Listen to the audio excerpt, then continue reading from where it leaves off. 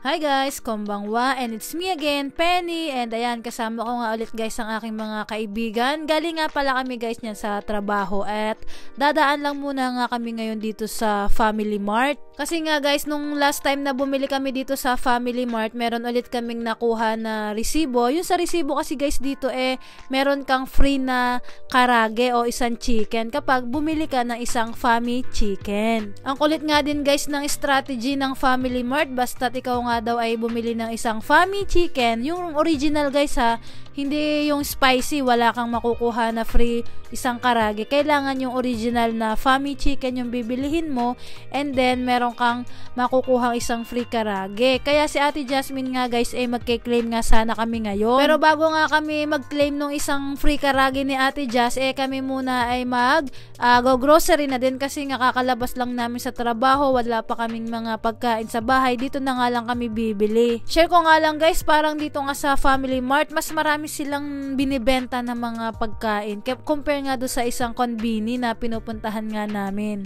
Tapos nga guys, ang kagandahan nga dito sa Family Mart na ito ay malapit sa aming company, kaya paglabas nilalakad nga lang namin ito. At ang maganda pa dito guys, meron sila minsan na mga gulay-gulay talaga na ibinebenta. Tsaka nga guys, kahit nga gabi na marami ka pang mapapagpilian ng mga obento. Kaso ito nga mga lutong chicken nila ay medyo kakaunti na. Ito nga pala guys yung aming ini-aim na makuha na free, itong karagi na ito. Isang piraso lang naman. Kapag bumili ka nga rin nga ng isa nun 100 yen na rin yun. So maigi na nga rin at free, diba? So ari nga guys, nagbabayad na nga sina ate at saka bumili na rin sila ng isang Family Chicken. Kaso nga pala guys, ang problema, meron lang palang specific date. May specific date nga guys kasi si Ate Virgie bumili rin siya ng isang Family Chicken, yung original. Kasi nga gusto nga rin namin makatry nung free karage.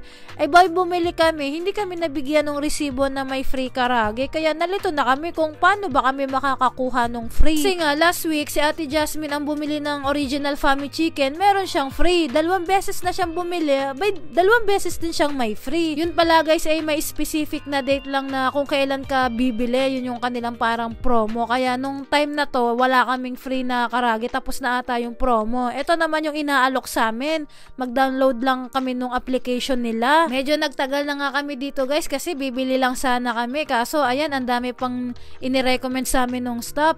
Kami daw ay mag-download nung application ng Family Mart at makakakuha daw kami ng free tsaa. Itinuro nga sa amin kung ano yung pwedeng kunin na free na mga tsaa. May mga jasmine tea, oolong tea, rice tea. Ayan, si ate nga nakapag-successful na makapag-download ng Family Mart application. Kaya nga guys, instead na karagi yung aming makuha ay tsaa naman yung na-free namin ngayon dito sa Family Mart. Kabait din nga guys na ring staff na siya na nag-asikaso doon sa pagpipill up doon sa online na application ng Family Mart. Madami-dami rin nga ang pinifill upan doon sa online application ng Family Mart, pero tinuruan naman niya kami. Tapos ayan, si person mamaya nga guys magda-download din siya ng Family Mart na application. Maganda rin guys kasi may mga points. Dahil nga madalas din kami dito sa Family Mart bumili, di kaya naman dinownload na nga rin namin yung app kasi sayang din naman yung points. Makakalibre rin kami ng mga foods kapag ka nakaipon-ipon or nag-accumulate yung mga points. Yung isang staff nga guys na babae, natatawa na lang sa amin. Tagal nga namin dito, more than 30 minutes ata kaming nagpasunod-sunod dito sa staff na lalaki. Tapos eto guys, yan, kinoconnect na ni ate yung kanyang mga points na mga Rakuten. Ayan, tapos eto, binarcode na niya yung sa application. Tapos ayan, free na yung ating isang tsaa. Ang dami pa nga ritong itinuturo ni Uncle, yung pagkoconnect nga ng mga D-points at saka Rakuten points at saka marami pa siyang binabanggit. May T-points din. Bali nga magla-login ka lang. Kaso nakanihong ko nga ito guys, kaya siya yung pinapapindot-pindot namin sa cellphone. Gagawin ko. Dapat i-connect. 楽天はなんかないでもなんだっけ次へ Meron ka T-point? Meron din natin, pero mas ginagamit ko kasi. Magla-login ka pa. これわかります楽天の Ah. わかればいいさこれででうちのハイビームスからこれ出してだからポイント出さなくてもいいからこっちでいいから Tapos are nga pala guys yung pa-effect ng Family Mart na free karage.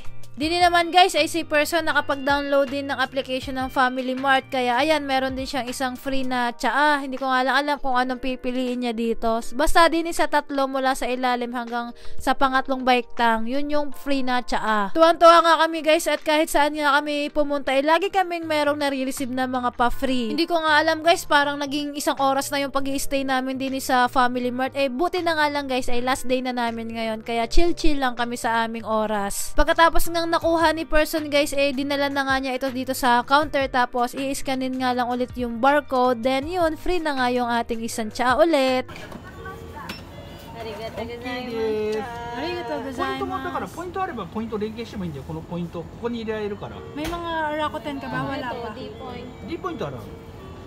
D アカウント。 Ayan guys, nakatapos na kami ay uuwi na. Maraming salamat sa inyong pagsama. Jane!